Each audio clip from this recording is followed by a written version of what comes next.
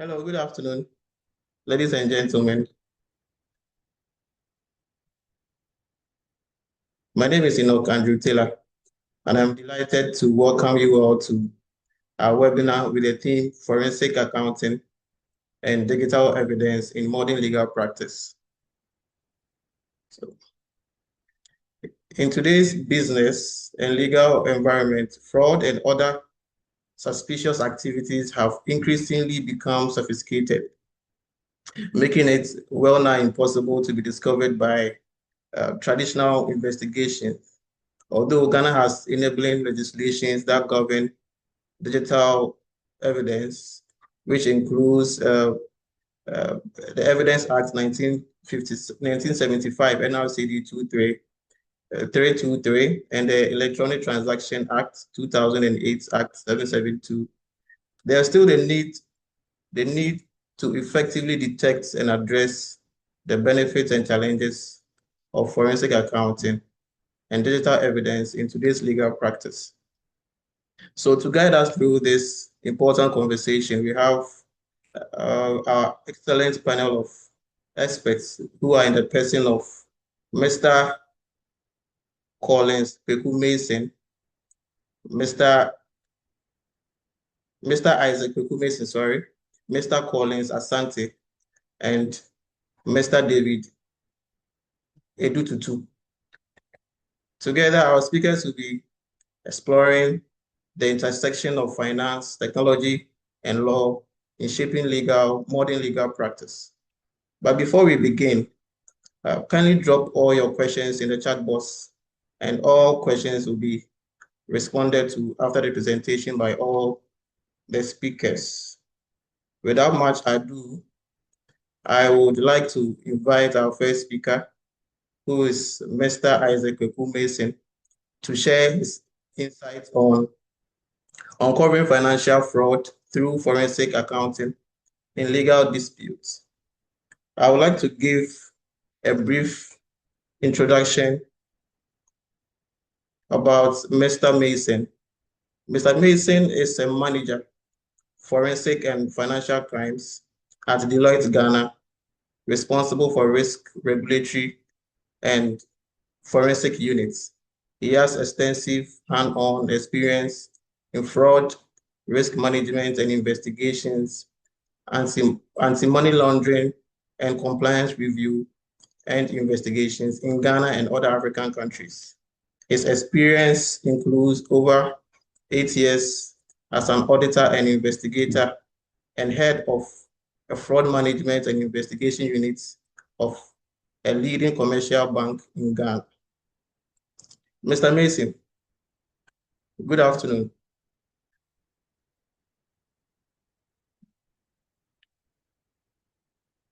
Hello, Mr. Maison.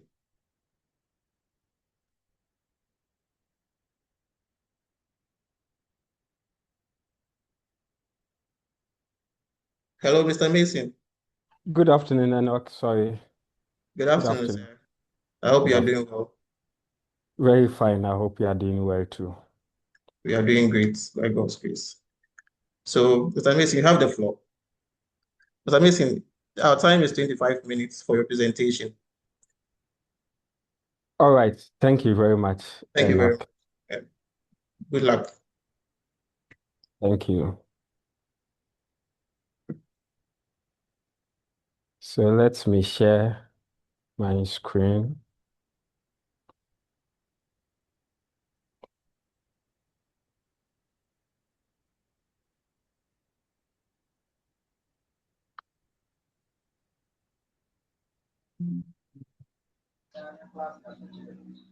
Enoch, is my screen visible?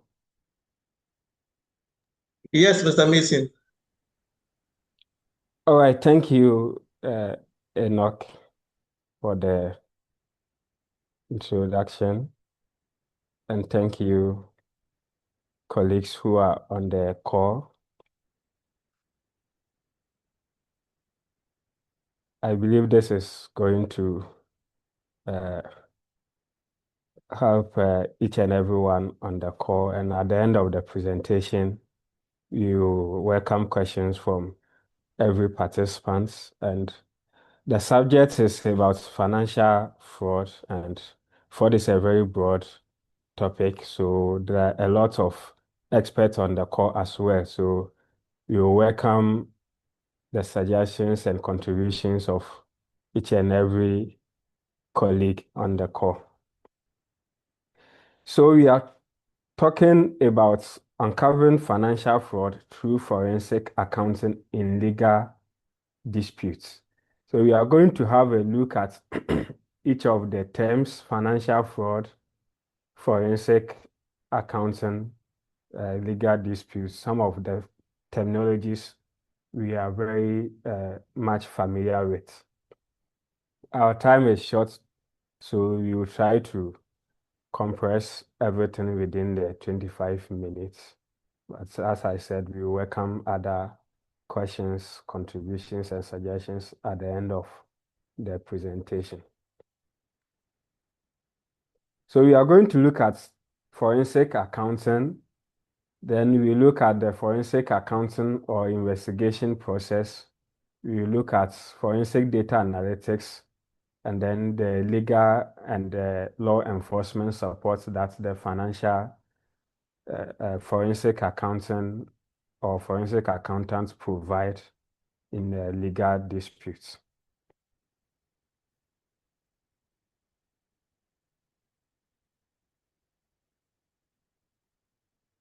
So before any other thing, we would like to look at forensic accounting, and then what is the forensic accountant's role. When we say forensic accounting, we are basically talking about, let's say, two terms that have been put together: forensic and then accounting or accountant. When we say forensic, we are dictionary definition, we are looking at something that relate to evidence or legal process. That is forensic process to gather evidence or something that has to do with a legal process. That is what we call forensic. And then we have accounting or accountants who deal with numbers, financial information. So forensic accounting or forensic accountant becomes a combination of these two words. And there are a lot of definitions that could be given. We have defined it here as the application of specialized accounting, auditing, and investigative skills to uncover and analyze financial evidence, and it is often in legal context. So we have the normal accountant or accountants who prepare your financial statements or put together financial information. It may be for several purposes. We know users of accounting information, investors, community, government, tax authorities, they use accounting information for several purposes. But when we talk about forensic accounting or forensic or accountants, their product is often for legal purposes, for litigation support, for prosecution, or any other thing relating to a legal process. And here we are not looking at only the accounting skills, accounting skills, but a combination of auditing skills, investigative skills, and now that accounting has moved from paperwork to computerized systems, we are also looking at the forensic accountants employing digital forensic skills. We are going to talk more or specifically about the digital forensic side. So I'll limit mine mostly to the forensic accounting side. So these three terms have evolved: forensic accounting, forensic auditing, forensic investigations. They are very related. Forensic accounting rather seems to be a subset of forensic auditing or forensic investigations. And in the latter two, forensic auditing and forensic investigations, we are looking at applying investigation and auditing techniques to uncover crime, to analyze crime for legal purposes. So when we look at the last two, the forensic auditing and forensic investigation, they may not specifically be accounting related. It could be any other crime, whether financial or non-financial. But for forensic accounting, the emphasis is more on the financial fraud or financial crime. Now, we would like to draw a distinction between what a forensic auditor does or forensic accountant does and what a normal auditor does. There's a key difference, the mission. In normal audits, normal financial statement audits, we are looking at expressing an opinion on financial statements. The financial statements have been prepared in compliance with applicable financial standards, especially international financial reporting standards and other regulatory pronouncements, whether they are free from material errors and misstatements. The goal of a financial audit, a financial statement audit, is not necessary to detect fraud, although standards and regulators expect or require that the audit process should be designed in such a way that if there are material frauds, it could be detected. The main goal of a financial statement, a normal financial statement audit, is not to detect fraud.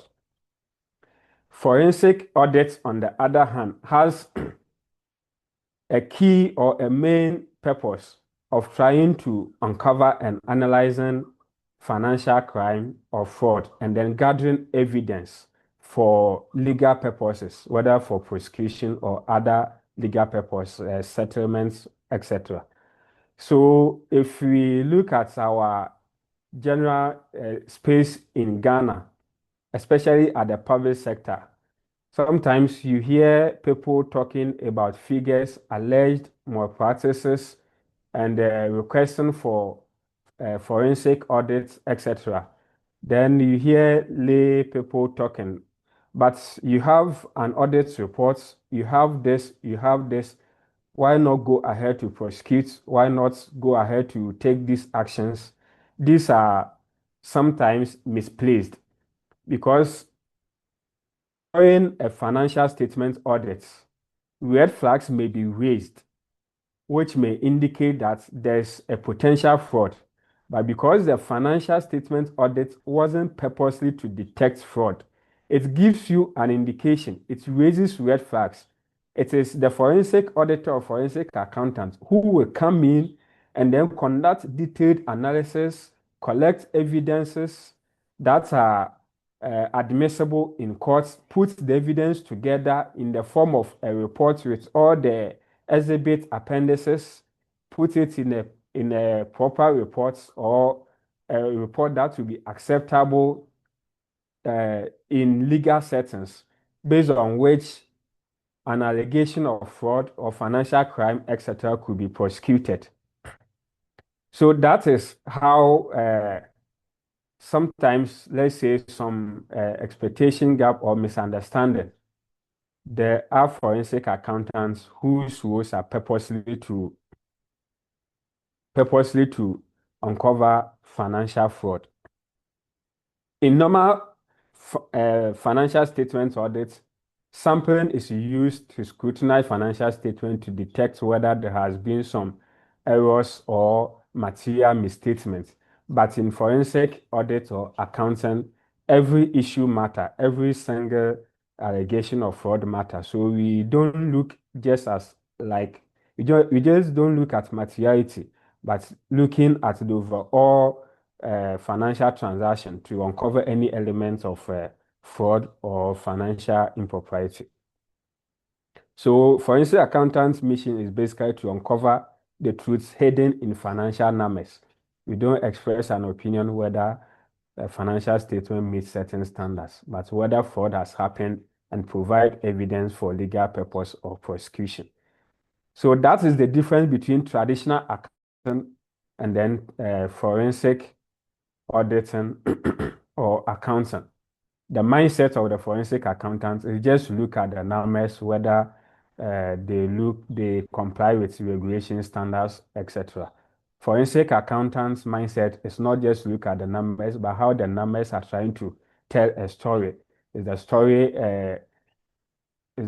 realistic? Is there fraud? And then gather evidence to support your findings. This is the scope of work of forensic accounting or forensic investigation. So I may be using the terms interchangeably, but as I've said, now with the advancement in technology, accounting has moved from paper work and book ledgers to computerized systems. So forensic accounting, forensic audit investigation, it's almost like sort of merged. And these techniques are employed in one way or the other in doing this kind of forensic works. We have investigative analysis as part of the scope. Here, forensic accountants examine financial data with specialized focus on identifying fraudulent activities and financial irregularities.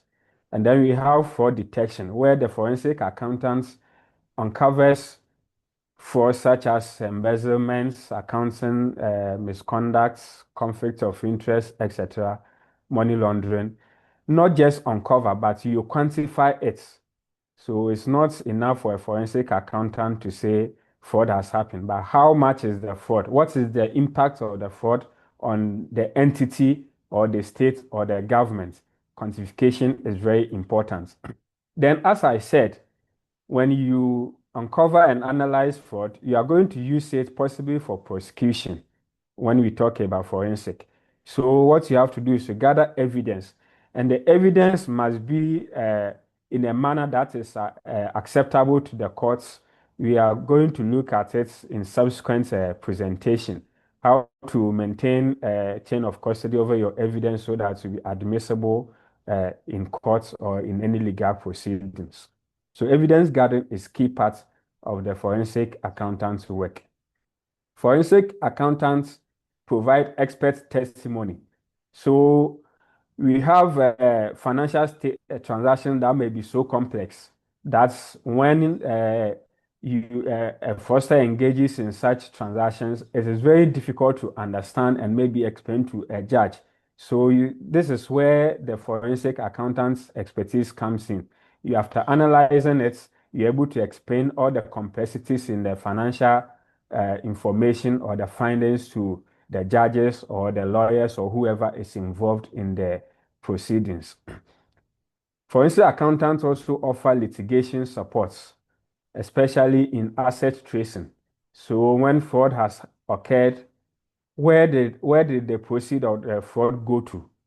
Forensic accountants, we assess with asset tracing, we assess with dispute resolution. You have given a loan, maybe taken a loan from a financial institution. After a long period of time, there's dispute as to how much you've collected, how much you owe. This is where forensic accountants come in, reconstruct the financial statements and records to find out how much has gone in, how much has come out, and now be able to tell each one's position so that there could be a settlement to the issue.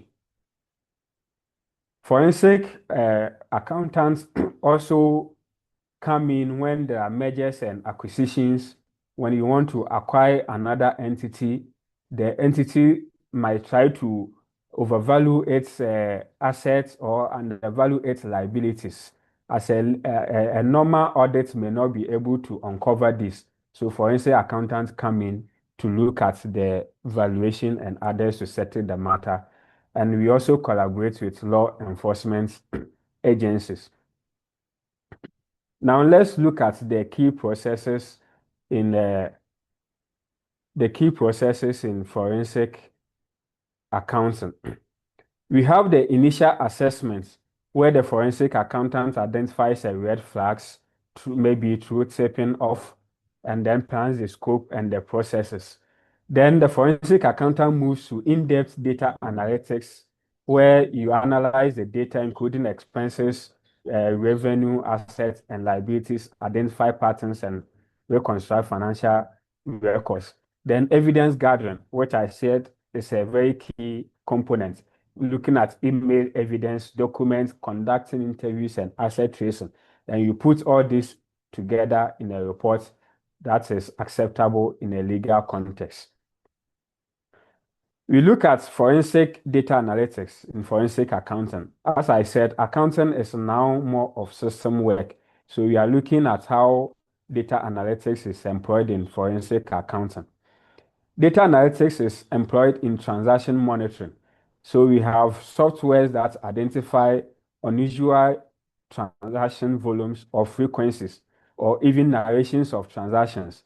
Once you have a large complex financial information, you pass it through a software and it's able to identify these outliers based on which you can suspect some fraud that you will drill down on or conduct further investigation on. We have pattern recognition. We analyze large financial or data sets to help to uncover fraudulent patterns and data manipulation, etc. And sometimes the analysis also help to identify anomalies that deviate from the normal course of the business or the transaction. This is how it helps. So we have the Benford's law. So this law states that if you have any financial information, the first digit appears in a certain frequency. So the number that will appear in a financial data, for instance, the digit number starting with one is supposed to be in a certain frequency or range before two. So one will occur more than two, and it follows like that. So when you get complex financial data and you analyze it and it doesn't follow this pattern, then you try to pinpoint to where the manipulation or errors may be, and you focus on that and try to uncover any fraud, etc. Then you look at trend analysis, where you do ratio analysis and other financial indicators, analyze them to see unusual changes or hikes. For instance, you want to acquire a company that has been making net profits, maybe the margin is 20%, and all of a sudden it moves to 30%. Now you try to question it and know where the problem is coming from. It can also be used to analyze data and know linkage, especially in money laundering transactions. You look at where funds are moving to and from, and you can know that this is a network that is operating this kind of money laundering scheme. And one thing we use it for is also duplicate testing, where somebody might have used and reused invoices and receipts and others to make fraudulent claims. These data analytic tools are able to highlight them for further studies. We talk about fraud and mistake. When there's a mistake, it is unintentional, but fraud is intentional. Through data analytics, we are able to know whether a transaction was as a result of fraud or an error. For instance, if you make a data entry error and maybe it benefits one particular customer, we look at the trend, the pattern, and the manner in which it was done, whether it was detected, reported, and all that. Through this analytics, we are able to know whether what occurred was a fraud or a genuine error. We also assess with asset tracing. That is one key part of the forensic accountant's job. Then we look at assisting legal teams with forensic accountants' work. One, we've talked about simplifying complex financial data, which is now interpreted to the people involved in the legal process. Then we try to identify any errors or fraud to evidence, gather the evidence to help build a compelling case. And financial accountants also come in during negotiations, even if a matter is to be settled out of court, who should get what, who should give what. Financial forensic accountant come in to reconstruct the data, financial information to help to know everyone's position, especially in loan disputes and other cases like mergers and acquisition, to know the fair price that should be paid or that should be accepted. We also assist in disputes through during the dispute process, the discovery phase. We help to identify smoking guns in documents Settlement negotiation I've already talked about, and in trial preparations, we help the lawyers and other persons in the process to understand technical accounting questions. We provide expert testimony in courts, and we look at objectivity. It's not biased because accounting is like mathematics. There are no lies unless you want to do creative accounting, which our process is able to detect. So forensic accountant expert testimony is often objective, and there's clarity and credible because it is backed by the necessary evidence and appendices, etc. We collaborate with law enforcement agencies because after discovering and investigating fraud, it may be prosecuted by the law enforcement agencies. And this is an area where forensic accountants come together with the law enforcement agencies to prosecute financial fraud. And as I said at the beginning, usually you have at the government side, especially an audit being done, there's allegation or fraud red flag, and then they will refer it to the forensic auditors or accountants. That's how it's supposed to be because the forensic accountant is able to analyze, investigate, analyze, and bring out the evidence better for prosecution. So the key takeaway here, financial crime is an ever-evolving threat, and because of time, we are not able to delve much into the various types of financial fraud. I mentioned some earlier, but we need to always constantly apprise ourselves with it. And beyond the audits, and when you are looking at prosecuting financial crime, then look beyond the normal traditional accounting or auditing and engage forensic investigators or forensic accountant to help uncover the fraud and put it in the right perspective that will be acceptable for legal purposes. The power of data, forensic data analytics will help to uncover any suspicious activity, fraudulent activities, etc., to support legal investigations or legal processes. And when we talk about financial crime, prosecution and the legal process shouldn't be more of like emotions. You feel fraud has been committed as they call it the court of public opinion, people trying to condemn others based on sentiments and others. It is always the best and safer to engage a forensic accountant to look at the dimensions and then gather, analyze, and then present the evidence so that it becomes incontrovertible that fraud has occurred, and then prosecution now becomes easier.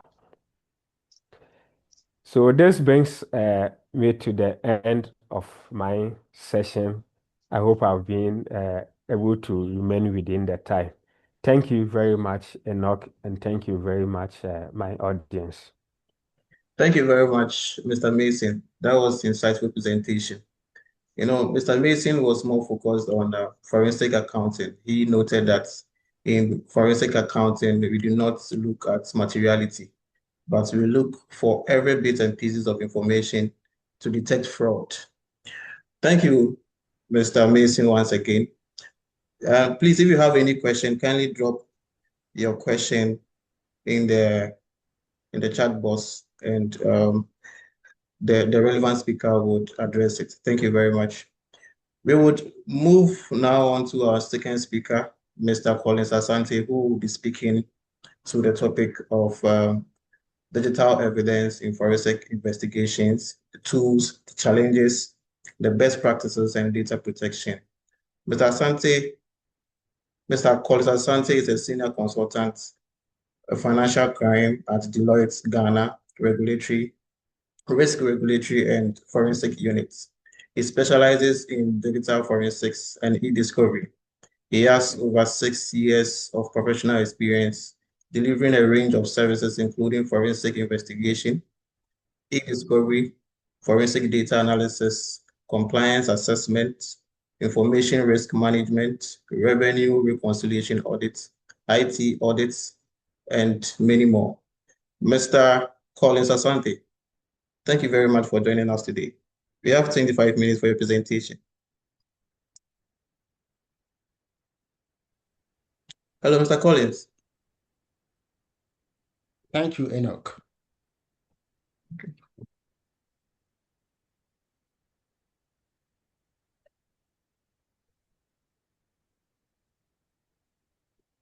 All right, give me a moment.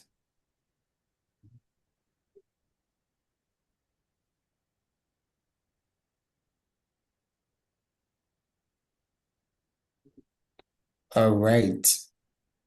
Good afternoon, everyone.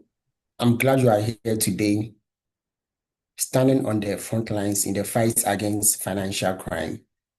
And I want to thank Quantum Legal for putting this webinar together and inviting us at Deloitte. Now, in this session, we are going to dive into a topic that is no longer just for cybersecurity and legal professionals. It is for all of us. I will take you through digital evidence in forensic investigations. First, we will start with the big question. Why is digital forensics so important in investigations? After that, we'll get into the practical steps of how we actually find and analyze data. Next, we'll tackle a critical concept, digital evidence. Then we'll talk about the rules of engagement, which is the legal and ethical guardrails we must follow. And we're also going to address data protection. Finally, we'll wrap up by surveying some of the tools and skills you need to get started. As Enoch mentioned, I have 25 minutes for this session, so hopefully we can cover it all. Let's get right in. Now, to kick things off, let's ask ourselves, why should we care at all about digital forensics? And why is it a possible game changer in financial fraud investigations? Now, the simple answer is that the world has gone digital, and so have the crimes we need to fight. The modern day bank robber doesn't use a mask and a gun. They use a keyboard and a sophisticated scam.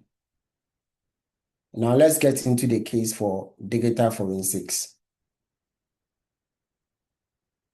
Digital evidence is all around us. And it's no exaggeration to say that every single one of us is leaving a digital footprint.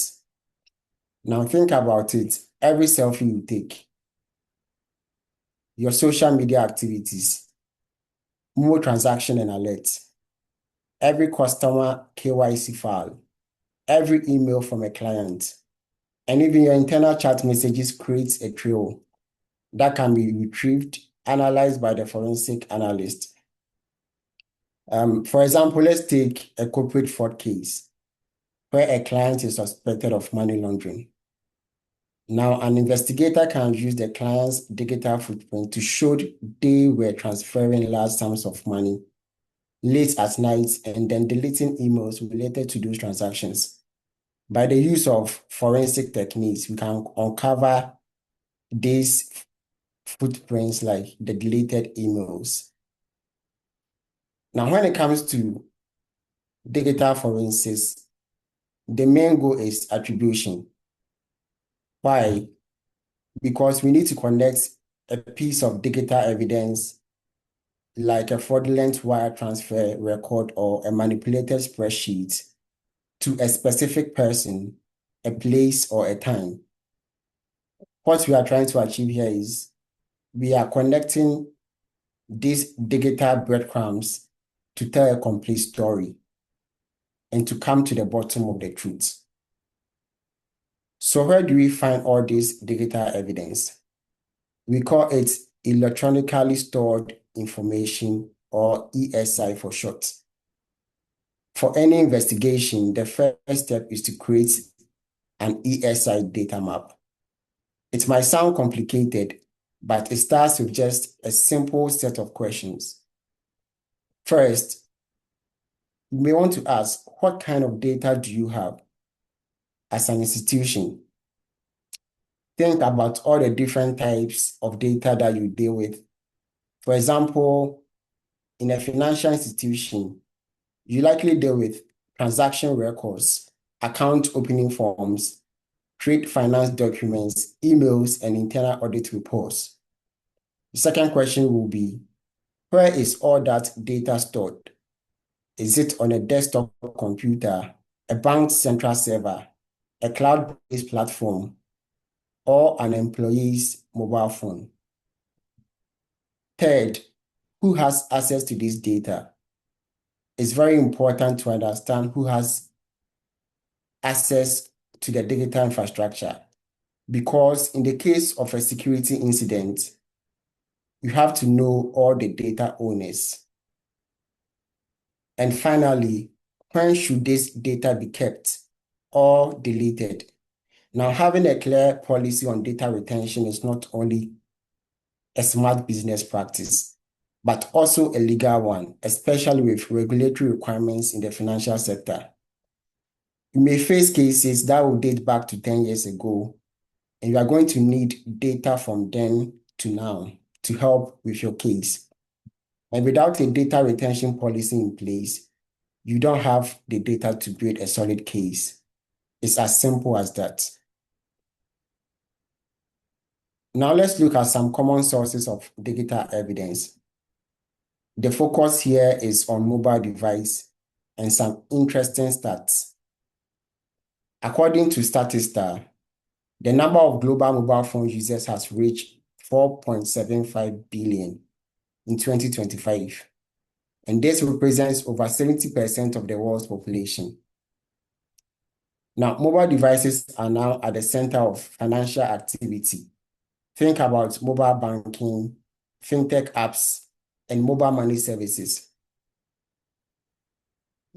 Did you know there were over 23 million smartphone users in Ghana alone in 2023, which makes about 70% of the country's population?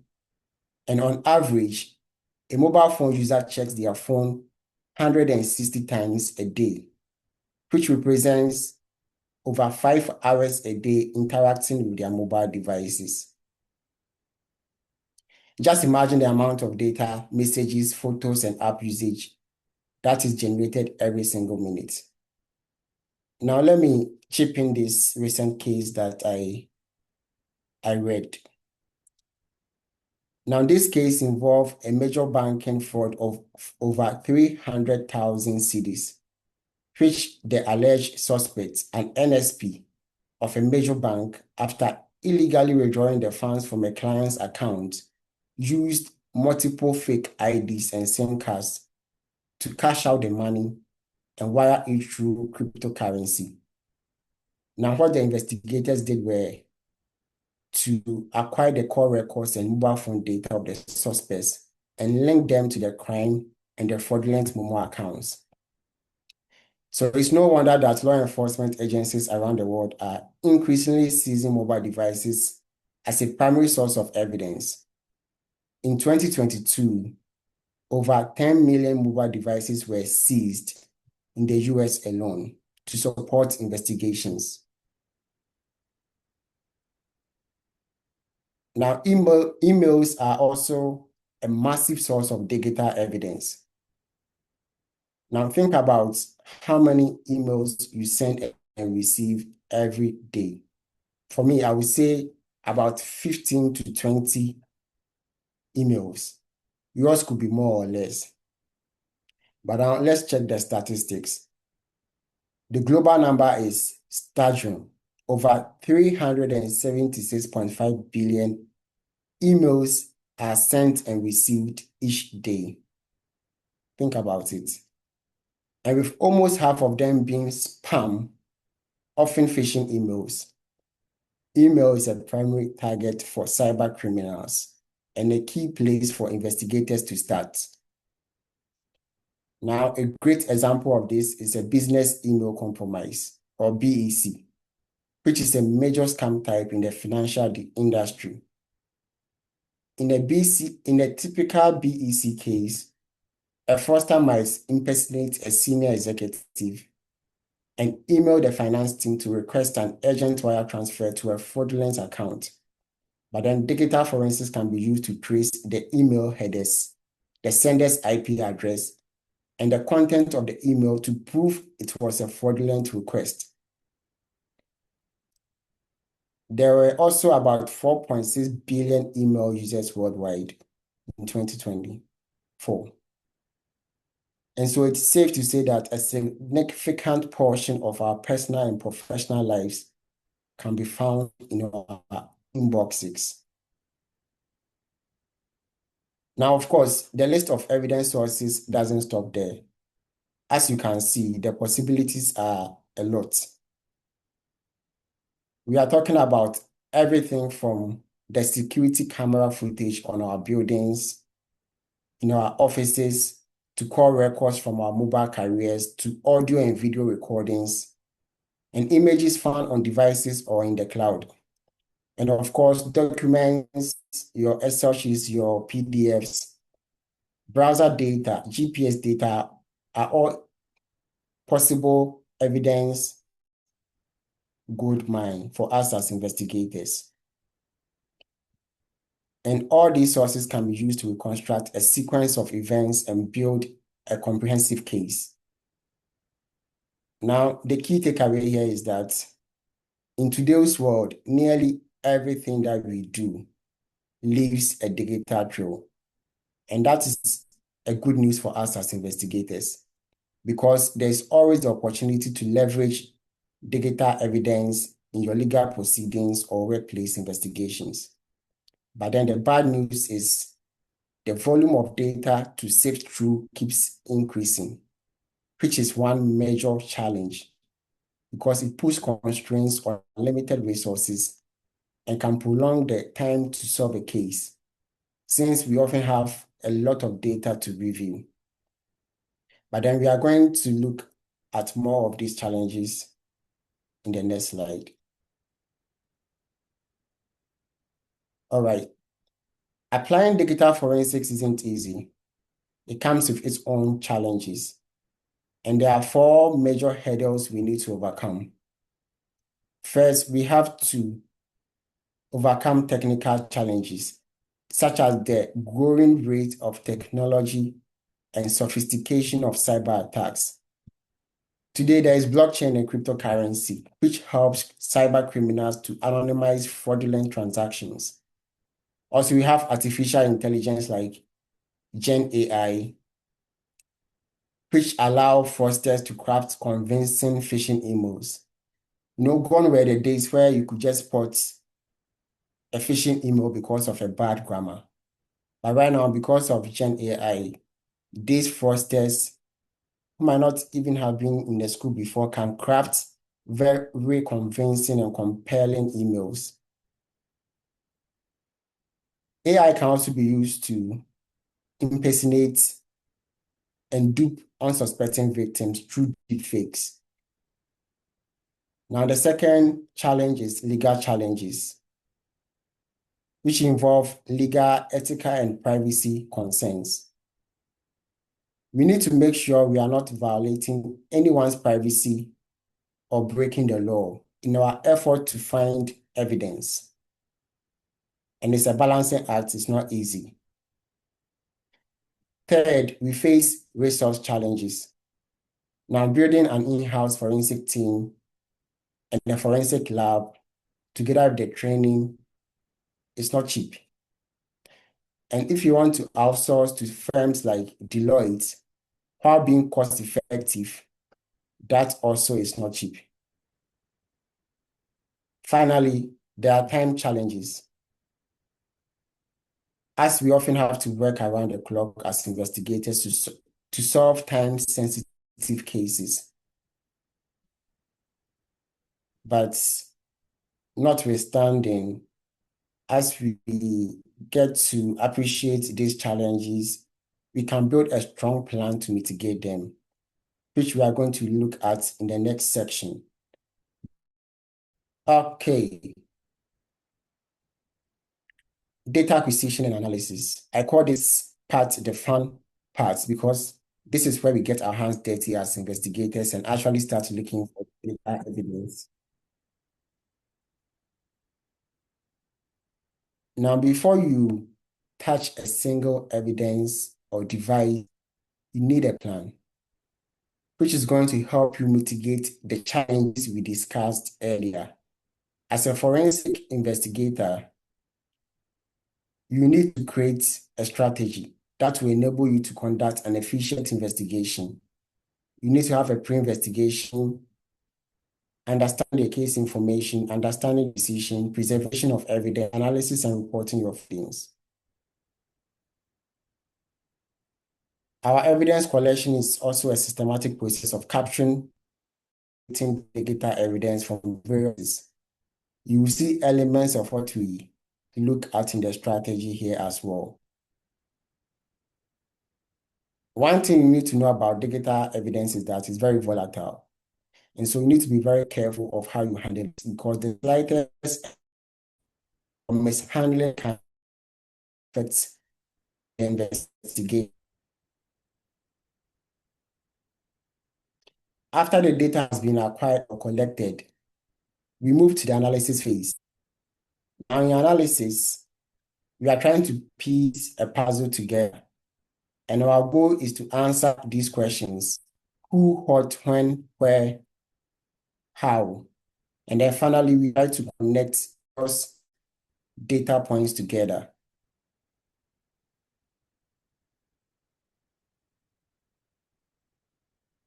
Now let's look at data evidence. Data evidence can be defined as information stored or transmitted via electronic devices that may be relied upon in court. We have primary evidence for forensic image, forensic.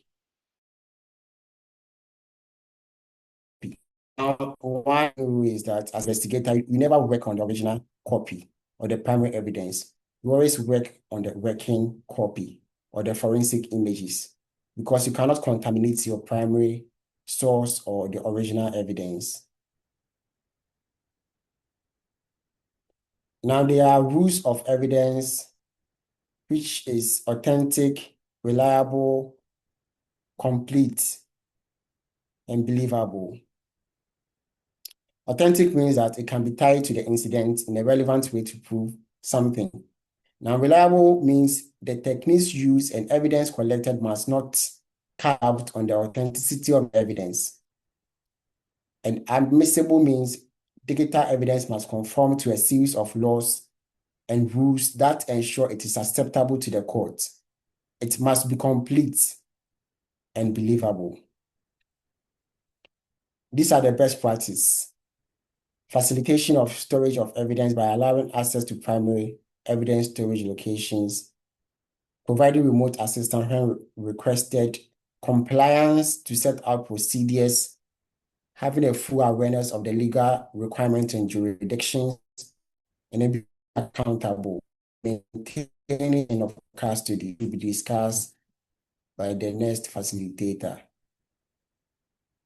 Now, there are risks we need to be aware of if we don't go about the best practices, which are legal risk, reputational risk, and operational risk. We are getting to the end, but this topic is very important. Organization must stay up to date on all applicable laws. Here in Ghana, a key piece of legislation is the Cybersecurity Act, which governs the work that we do. Under this legal framework, which is the Act 1038 and the Criminal Procedure Code 1960 Act 30, law enforcement had the authority to obtain data from telcos and internet service providers. So we partner with law enforcement to formally request and acquire core data records and subscriber information from telcos. This process helps us to bypass privacy protections afforded by the Data Protection Act 12, which is the Act 843. So we need to play within this legal framework so that our work won't out of court because we flouted upon the legal guardrails that we need to adhere to. Now, beyond the law, we have to adhere to considerations. The informed consent, and that is, do you have the right to look at this data? Second, data privacy laws are a big deal. We must respect them. We also need to practice the minimization of intrusion. We shouldn't collect more data than is absolutely necessary. If you are in a case where it's just emails and you have the suspect, let's say mobile phone, you don't go snooping in on their personal photos or videos. And this brings us to the last, which is digital forensic tools and certifications. Now, digital forensic tools can be broadly categorized into two types: open source tools, which are free to use, and then commercial tools, which are very powerful and often comes with more fancy features to make our job as forensics analysts easy. So we have Autopsy, Paladin, Kane, and Kali for the open source. We have NCase, FTK, Celebrite, and Relativity. Now here at Deloitte, these are some of the tools that we use for our digital forensic work. Nuix is used for mainly desktop or computer analysis. Relativity is for e-discovery. Acquisition is used for Mac devices, Mac OS, and Oxygen is used for mobile forensics. Finally, let's talk about certifications. In this field, continuous learning is a must because certification demonstrates both the breadth of knowledge and the hands-on proficiency of the forensic investigator. And we have certification for both law enforcement and civilians. We have software-specific ones like NCase, access data, relativity, and then we have training. I mean, you can join trainings, conferences, can go on LinkedIn Learning, can go on Udemy to keep your skills very sharp and learn some of these skills, methodologies, processes, and tools that we've just discussed. And this brings us to the end of this presentation. Thank you. Thank you, Mr. Asante. Thank you for that engaging presentation. Mr. Asante focused on where and how to find data, the emails, the cloud storage, and many more. Thank you very much. I also want to remind that if you have any question for the guest speaker, kindly put that in the questions section. That will be addressed later after the presentation. To round off our session, we will now hear from our final speaker, Mr. David Edututu, who will speak on the admissibility of data evidence and the role of lawyers and the courts.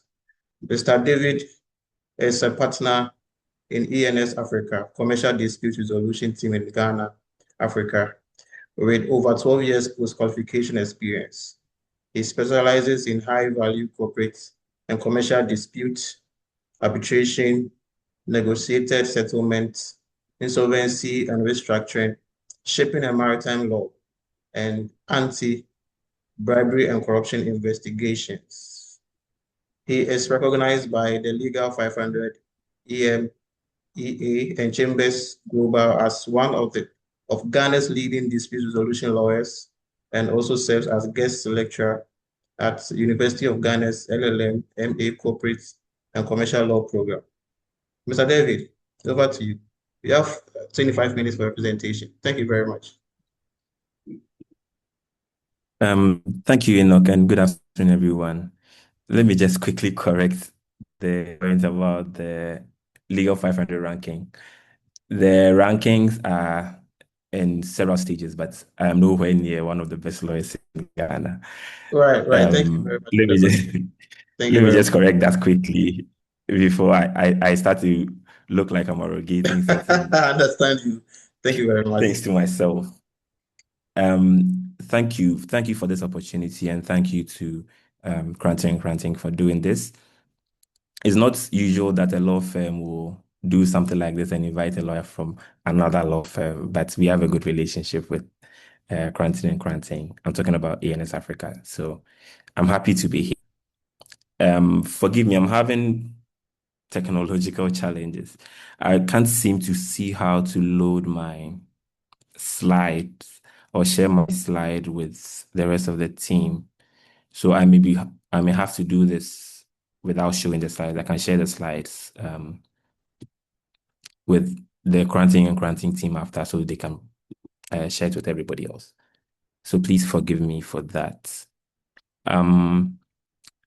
Basically, what we are going to discuss today, a lot of things that I plan to talk about have already been mentioned by Collins and the first speaker. So it makes my job easier. I can zoom straight into the legal aspects. I mean, forensic accounting has been defined, findings have been defined, evidence has been defined. We've been told what the purpose of forensic accounting is, and basically it is for legal purposes. So I'm not going to take too much time on that. I'm just going to zoom straight into the legal aspects.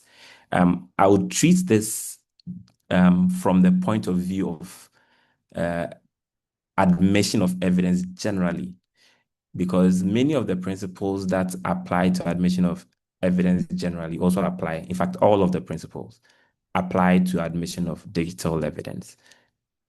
It is just that when it comes to digital evidence, there may be a few more considerations that the court will take before admitting digital evidence and before deciding how much weight to put on it. We will come to the difference between admissibility and the weight of evidence or probative value. But just so we know, generally speaking, all the principles around evidence also apply to the principles around admission of general evidence also apply to admission of digital evidence. So I'll just start from a broad definition of evidence. Evidence generally is anything, and I mean that word, anything that you present to a court or a tribunal to prove that one thing exists or it does not exist. So anything at all, it doesn't have to be, it's not limited. There are so many types of evidence, but anything at all that you can use to prove your case or to disprove the other person's case in courts is evidence. And there are three main types of evidence until recently. I mean, oral evidence, where you mount a witness box and tell your story, and you don't have any particular evidence, but you tell a story that uses anecdotal evidence, or what we call circumstantial evidence. And then the court makes a decision whether it believes it or not. There's documentary evidence, where you may have a contract or you may have any document that proves what you say exists or does not exist, and you present that document to the court. That is documentary evidence. And then there's real or physical evidence. It could be that the dispute is over, let's say, a collision on the road, a car collision on the road, and you are asserting or you are claiming that the other person has run into you from the side or from the back, and you have maybe the car has been towed to the police station, maybe you have broken parts, maybe the courts are able to look, the experts are able to look at the car and the damage caused, and then maybe give evidence to that. You may not be able to drag the car into the court, but of course, if there are pieces of evidence from the accident that you can bring into court, those are real hard evidence or physical evidence. Then there's digital evidence, which is basically electronic evidence. So what is digital evidence? It's been defined, so I won't take too much time on that. I'll just point us directly to a few legal backing for the definition that's already been given. Digital evidence is basically evidence which is created, stored, or transmitted digitally. So any type of evidence that you can create, store, or transmit digitally becomes digital evidence. And it starts from something as common as emails, digital photographs, information that you've downloaded from websites, computer-generated data, videos, audio files, and stuff like that. All those are digital or digital evidence. And in the law, if you look at the Electronic Transactions Act, it is defined as an electronic record. So it could be an even electronic record of a physical document. So let's say in the example we gave, a photo of the vehicle that was damaged. It could be also electronic record of real evidence or documentary evidence. So you've scanned a copy of the agreement, and then you want to instead of printing it, you want to present it to the court on a pen drive. So that also becomes digital evidence, and then the considerations will apply. So admissibility of digital evidence. Let's first talk about admissibility of evidence generally. When the courts are considering whether or not to accept any evidence, there are two main considerations. In fact, there's one main consideration and a secondary consideration. The main consideration is relevance. Relevance. How relevant is the evidence to the issues that the court is determining? If the issue is about a breach of contract, the court wants evidence that either proves or disproves the allegations that or the claims that you are making regarding the contract. So the court is not interested in any other evidence. If you bring any other evidence that is not relevant to the issue that the court is determining, that evidence is not admissible. It doesn't matter if it meets all other standards. Now, once evidence is admitted, then the question becomes, how much weight does the court put on the evidence? That's what we call the weight of evidence or probative value. How much can we believe that the evidence you have presented either proves or disproves the case? So let's say because we are talking about digital evidence, let me give an example of somebody that's forensic accounting and forensic auditing and finds out that there was cybercrime that had been committed, and you see that the document, maybe there was a phishing email from a particular sender, and they've traced the email to a particular person. When the evidence of the tracing is brought to the attention of the court has to consider the method that was used to get to do the tracing. Is it an accepted worldwide standard or international standard? Is it usual practice, or is it by itself dubious? So the courts, you may have evidence of the tracing, the conclusion may seem legitimate, but the court is going to question itself that in the process of doing this tracing, could anything else had been done that would alter the result of the tracing? So even though the evidence may be admissible because it is relevant to the issue of the allegation of cyber crime or cyber offense, the court will decide whether or not to believe it. And if to believe it, how much weight is it going to place on that document? So that's the second consideration.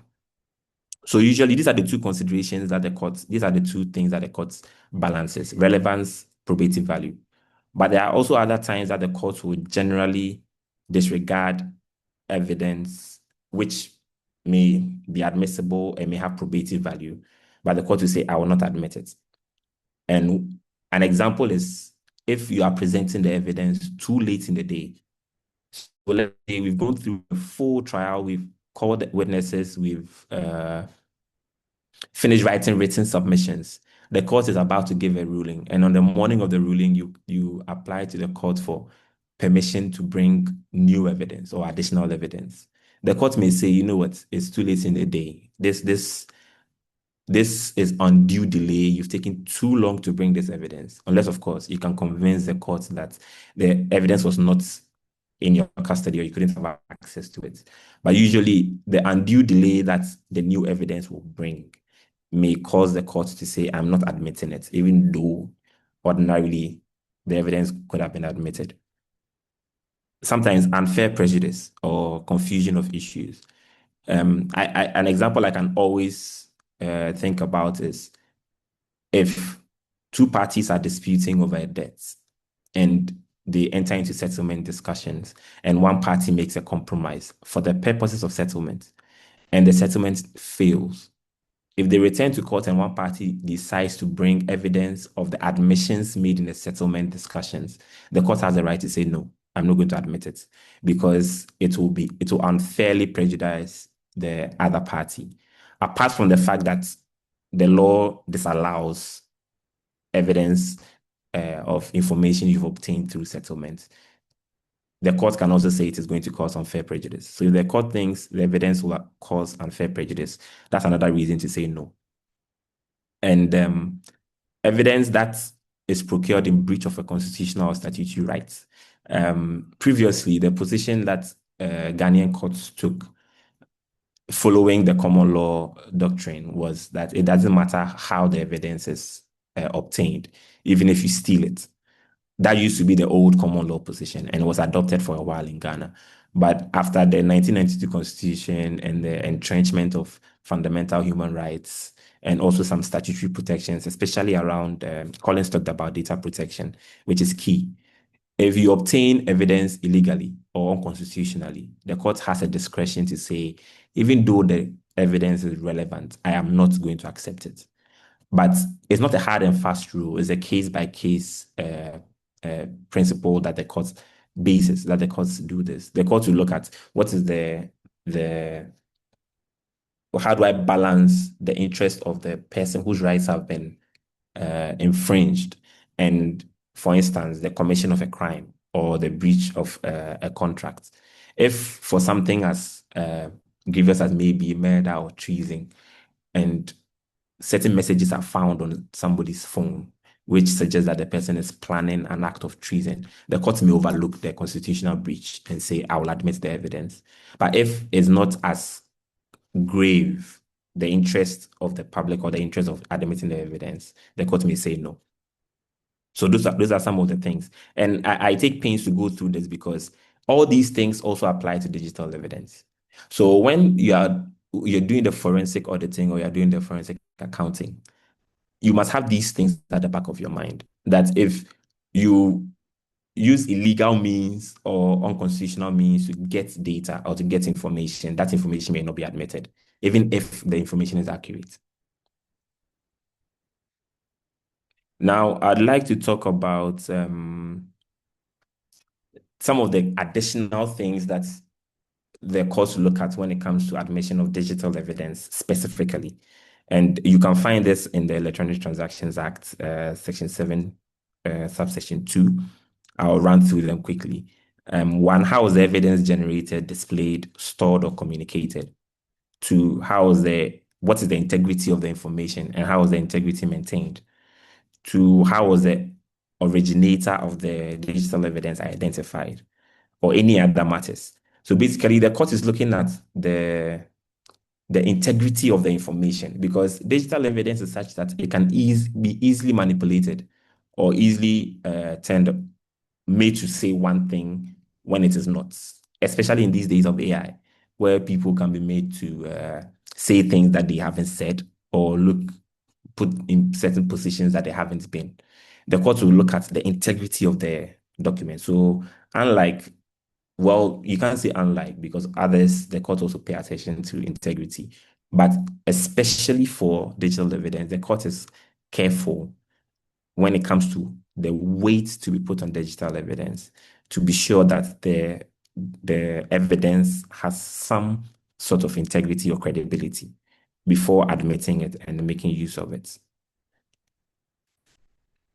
Now, there's a lot of talk about authentication of the digital evidence, and Collins mentioned it in his presentation. I agree, but it must be pointed out that authentication by itself is not a specific legal requirement for admissibility of evidence. If you look at the law, again, the two broad things are relevance and probative value. Authentication is important but it goes to weight more than anything else.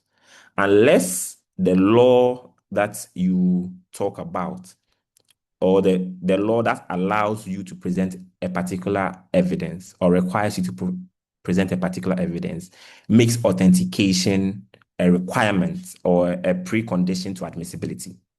So if you look at section 136 of the Evidence Act, it says that if authenticity is a condition for admissibility, then there must be authentication. So then you must provide sufficient evidence to show that the document or the evidence you are bringing is authentic. So that is the time that authentication becomes a legal requirement, so to speak. But apart from that, generally, I have mentioned that the courts look at the integrity of the digital evidence, or whether the credibility of the evidence. So it helps if the person presenting the evidence can provide some form of authentication. Okay, and we'll come to how authentication can be done. But generally speaking, that is why authentication becomes important, because of how easy it is to manipulate digital evidence. So it's important to have that distinction. It's not as if it's a specific legal requirement. At least I haven't come across that. So usually authentication or authenticity is one of the most common objections that you can hear when you're trying to present digital evidence. And what is authentication? Authentication is a process of, so it's been defined in a text, a leading text in Ghana on law of evidence by Broby JSC, who is now retired, a former Supreme Court Justice. He has a book called Essentials of Ghana Law of Evidence. I'm sure the lawyers on the call know about this book. If you look at page 230, he tries to define authentication as the process of, quote, providing something to be true or genuine, end of quote. So basically, proving something to be true or generally. And he goes on to say, describes the process of showing that what the witness puts forward to the court is what it is. So basically, I am presenting this to the court. I'm giving additional information or additional evidence to show that what I am saying the thing is what it is. And that is what authentication is. And it can be done in many, many ways. If you look at the law, the Evidence Act, there are a lot of examples all the way from, I think, Section 137. Section 137 all the way to, I think, Section 162. Sorry, Section 137 to 162. A lot of ways of authentication, and I'll give a few of the examples there. One, by admission of the counterparty. If you present evidence and the other side admits the evidence or doesn't challenge the evidence, you are okay. If the other side admits the evidence, you don't need to do any other thing. The admission by the other side is authentication of it. By testimony of a witness who has knowledge of the thing. So in the case of forensic accounting, by the testimony of the person or the people who did the forensic accounting or who provided the report. So the person comes to court to speak to the document, and that is a form of authentication. For instance, if the evidence is handwriting or voice identification, the law allows even a non-expert who is familiar with the voice of the person whose voice has been recorded to listen to the voice and say, I think this is the person. So for instance, if it's a work colleague, if it's a spouse or a partner, if the person who is close enough and is deemed to have heard the voice many times looks at it and says, no, this is the voice, or this is the handwriting, the court is likely to believe it as authentication. And the same for an expert. If a handwriting expert or a voice expert listens to it and says, okay, this is what it is, the court is likely to accept that as authentication. Or if the evidence has some distinct characteristics, for instance, appearance, content, or substance, or certain patterns, and those can be pointed out, or the similarities can be drawn, the court will accept that as authentication. So there are a lot of ways that you can authenticate. It's not always that you do a notary public, a stamp, or a commissioner for oaths, or no. There are a lot of options under the law. But for our discussion purposes, the one that maybe will become most relevant is you need to show that the process you took to get the document is reliable. So we've talked about illegal. That's one thing. But the process is reliable. So if you can show that this is the normal forensic accounting procedures that are used worldwide or that are adopted by this institution who is respected in maybe in Ghana or in the world, and we follow that process, the court will accept that, okay, you followed due process and you've gotten it. So for digital evidence, usually this is some of the things that you would see an expert trying to show or trying to prove to the court. Now, let me go into the last part so that we can wrap this up quickly. I am trying to keep within the 25 minutes. What is the role of lawyers in interpreting forensic evidence or forensic findings to the court? I've put it in two phases, and I wish you could have seen my screen. There are two phases, one pre-court and two court. So before you even get to court, the lawyer must have had interactions with the forensic auditor or the forensic experts.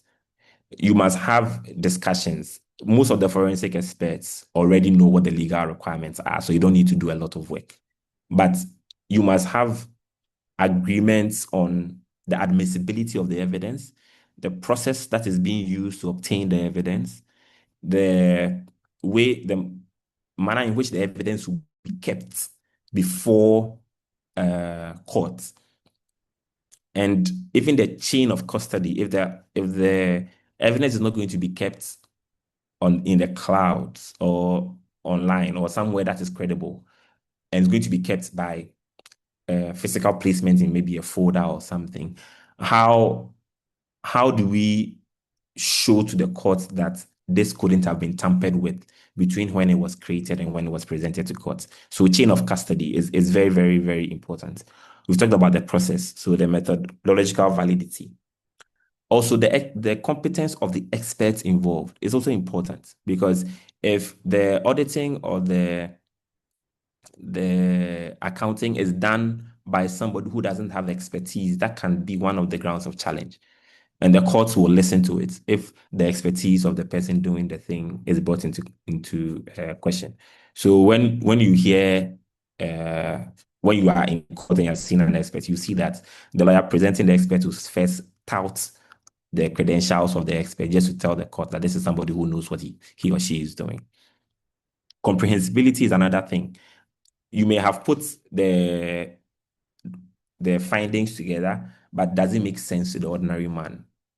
We professionals often get stuck in our own ways and in our own jargons and in our own expertise, and we use words believing that everybody understands or everybody should understand, but making it understandable for the average person.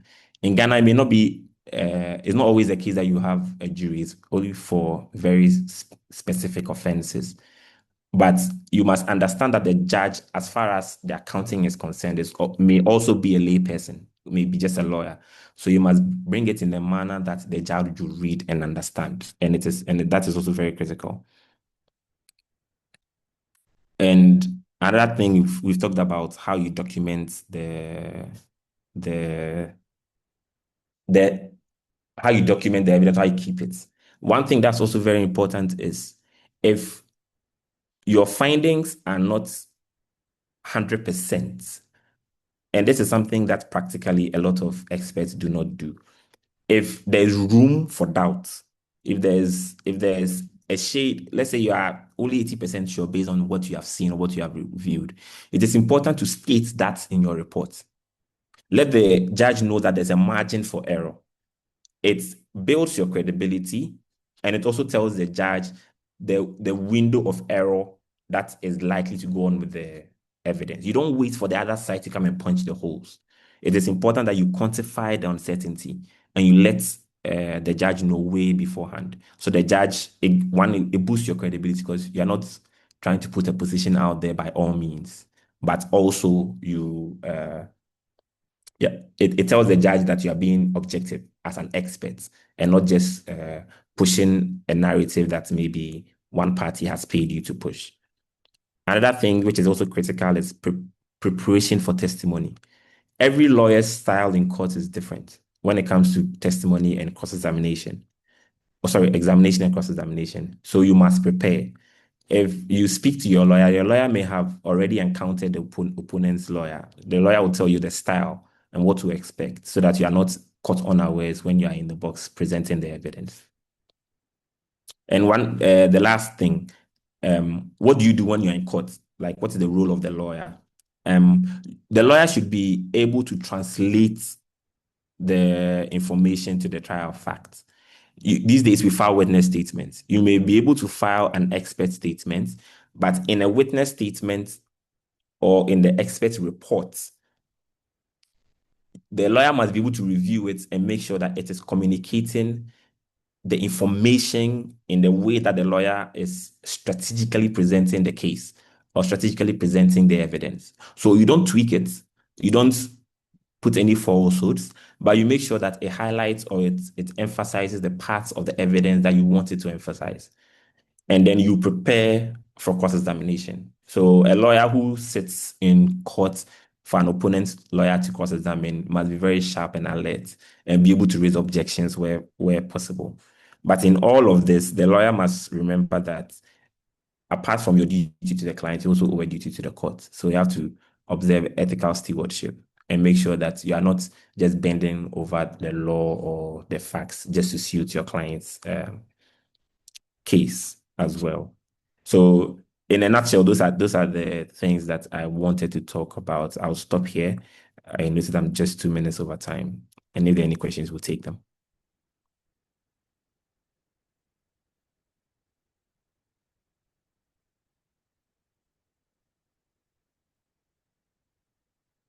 Enoch, I think you are muted.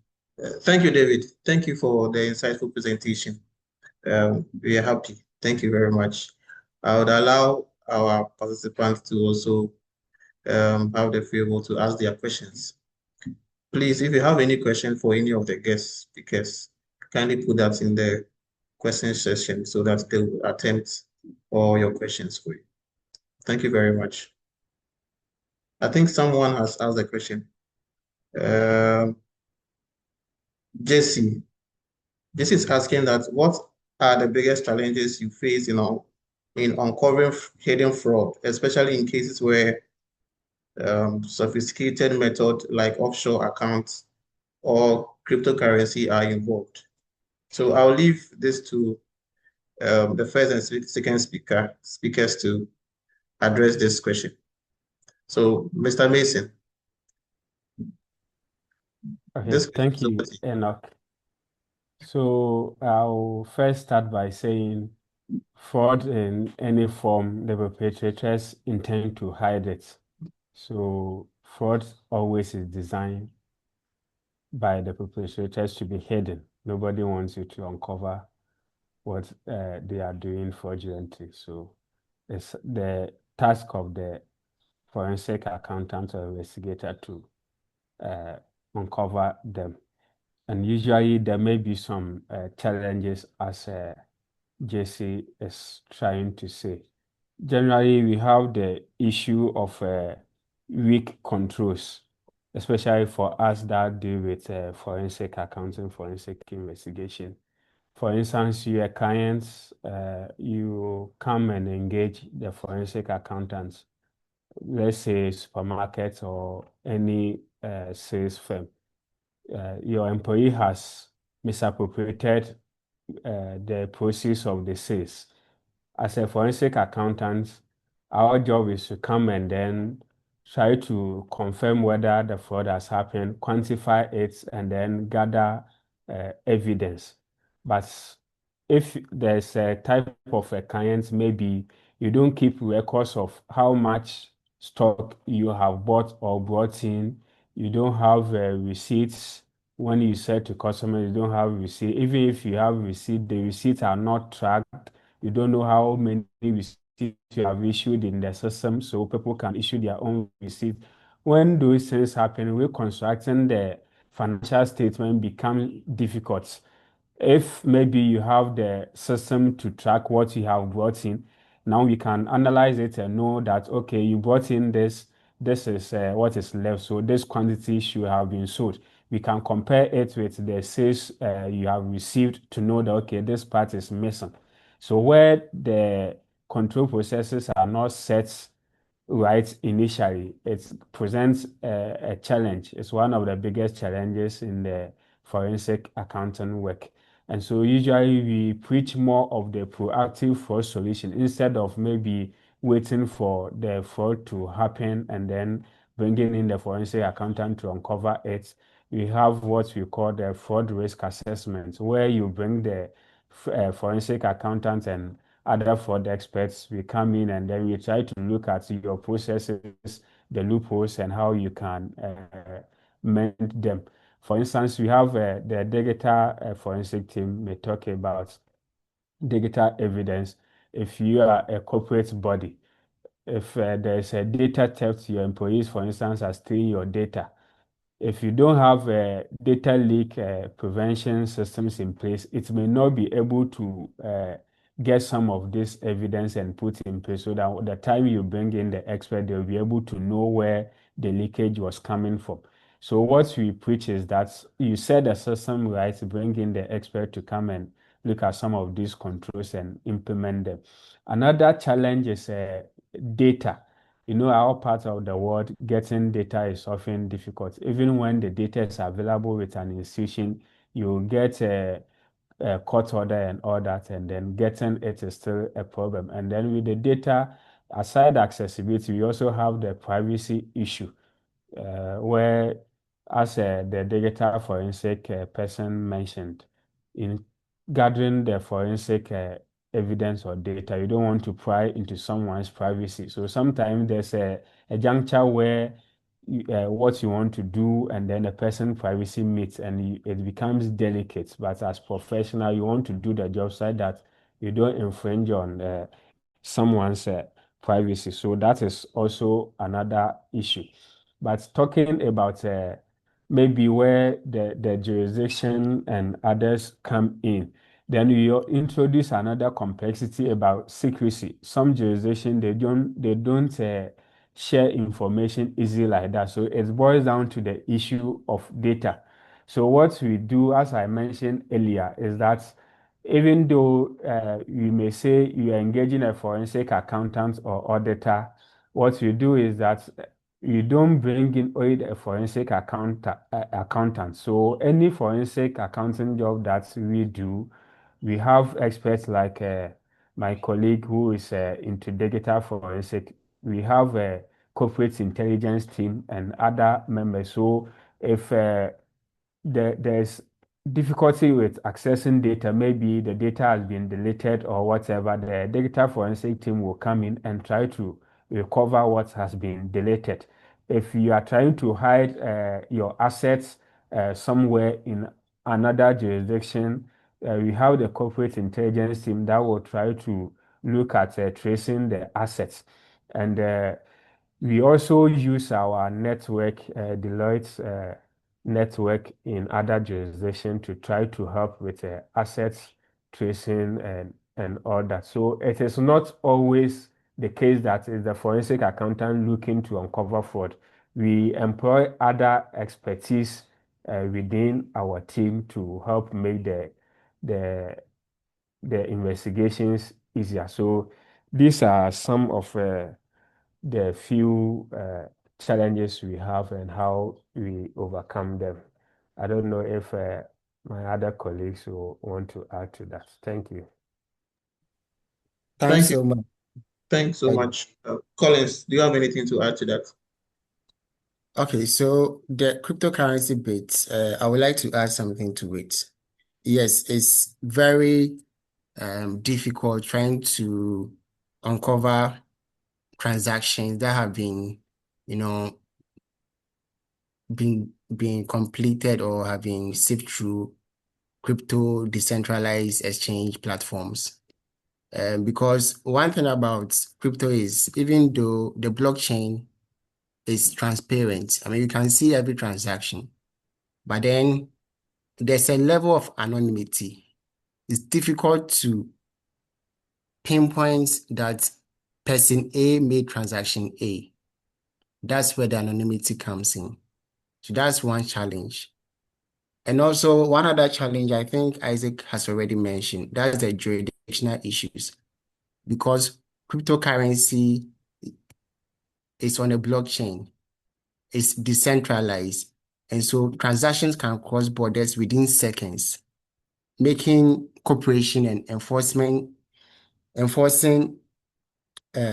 law enforcement cooperation in different jurisdictions very difficult.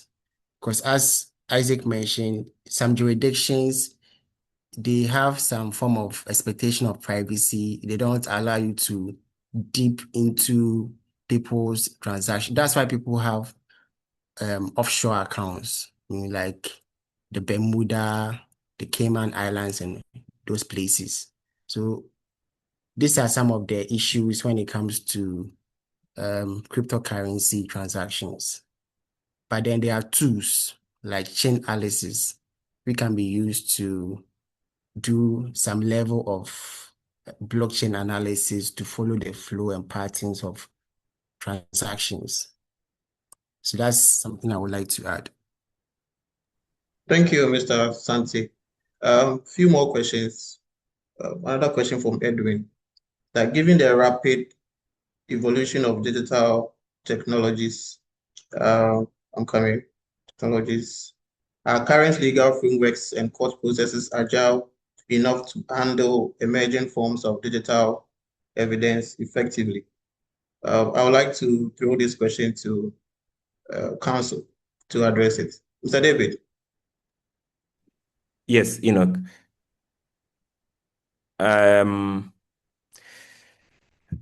So the question is a difficult one. We are playing catch up in terms of the legal framework. We are playing catch up. The good thing is that the courts are usually flexible, especially the superior courts. They are usually flexible in applying existing legal positions to new digital technologies, basically, until the legislators catch up and provide legislation. So I won't say that we are ready, or we are ready, or there's enough in the legal framework to catch up with the rapid evolution. But I would say that the courts, especially, some judges are still very conservative, but we are seeing increasingly progressively thinking judges who will look at evidence, look at the new systems and say, okay, I can't apply the traditional principles wholesale. I need to be a bit more flexible. And luckily for us, the Supreme Court has said many times that especially the Constitution is a living organism, and it can be changed. It can change to reflect new times. So especially at the Supreme Court level, the courts is usually bold enough to make new law, if I can say that, to address some of these new developments. Thank you. Mr. David, kindly hold on. This question also goes to you. He said, please, when a digital evidence has been adopted by the courts and one of the parties periodically reviews the evidence and find out that the evidence was tampered with, is there any time frame for the other party to declare that error?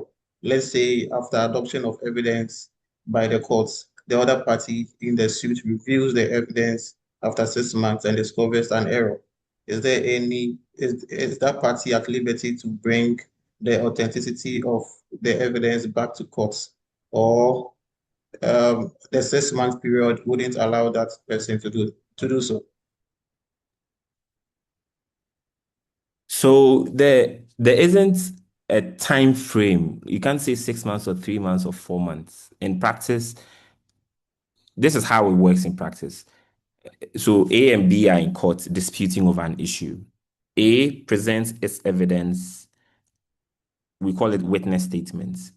A files a witness statement ahead of trial. B files a witness statement ahead of trial. Okay. So let's say the witness statements are filed in January. Usually, let's say early January, by late January, the court will call parties to what we call a case management conference and confirm that all the witness statements have been filed and give a date for trial. The trial may happen maybe a month or 2 or 3 later. So there's already a 3-month gap between presenting the evidence and trial. Okay. Now, on the day of the trial, the witness statement can be a normal witness statement by a witness of fact or an expert witness who will be presenting the forensic reports. Let's use that as an example. The witness of fact may also present digital evidence, by the way. But because you filed this thing as far back as early January, when you come to the beginning of trial, so A is the plaintiff, A presents the witness confirms that yes, this is the witness statement I filed.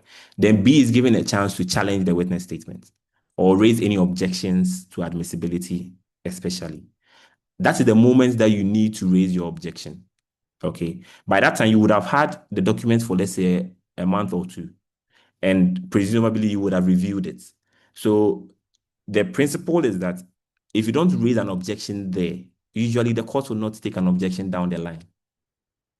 Okay. But if you're able to show that maybe this is evidence that this is information that is now coming to us. Maybe you gave the information out to an expert of your own to review, and now it is now that the expert with your expert is coming up with the challenges that you now want to raise. You basically need to bring, assuming the witness has already tendered the evidence and has been cross-examined by you, and the witness has been discharged by the court, you need to bring an application to the court and convince the court why the delay was not unreasonable. Remember that we've said that the court will disregard evidence or disregard, not allow you to give evidence, especially it includes cross-examination. If it is outweighed, the necessity of the evidence is outweighed by considerations of undue delay. So in that circumstances, it's a case-by-case thing. You don't have a specific time frame for you to raise the challenge. Ideally, it should be raised at the time that evidence is being tendered into court. That's the ideal time to raise it. But if you don't raise it and for 1 or 2 legitimate reasons, you couldn't raise it, but you now have a basis to raise it, you can always come back to the court and apply for leave to call the witness back and ask questions on that. Otherwise, you can also be quiet if there are certain challenges to the evidence. For instance, if there are certain international principles that have been brought to your attention that were not followed, you can get your witness to speak to it, or you can address the court in the final written legal submissions. So there's no specific time frame. It just depends on how diligent have you been in terms of trying to raise your objection.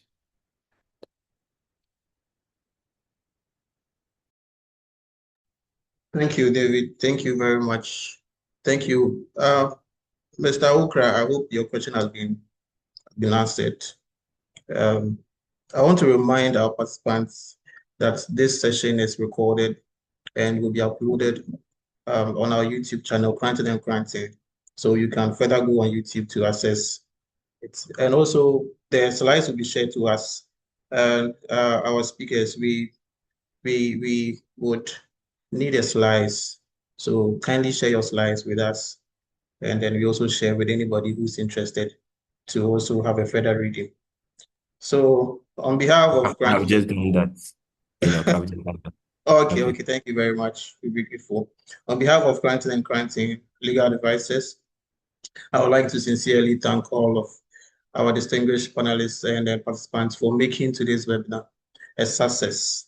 We have had an insightful discussion on forensic accounting and digital evidence in modern legal practice. Our speakers have shed light on how forensic accounting uncovers hidden financial fraud, how digital evidence is collected and preserved from investigation to the courtroom. Now, the key takeaway is that today, fraud and financial crimes are very complex. So we cannot rule out integration of forensic expertise in legal practice. So thank you very much, our distinguished speakers, Mr. Collins, Mr. Asante, and Mr. David, for sharing this valuable information to us. Thank you once again, and we look forward to engaging with you in our future programs. Wishing you all a pleasant day. Thank you very much, everybody.